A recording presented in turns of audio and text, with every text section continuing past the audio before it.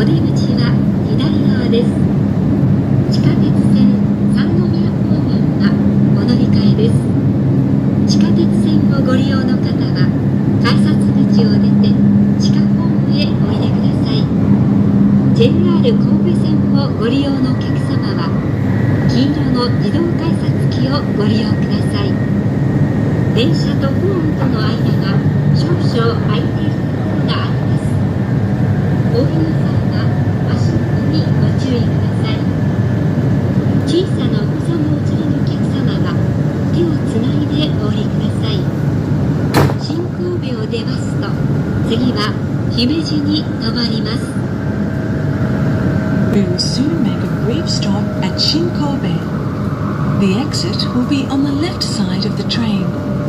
Passengers going to Sannomiya, please change trains here for the subway line. We will depart shortly after arriving at Shinkobe, so please be ready to get off before the train stops. Thank you.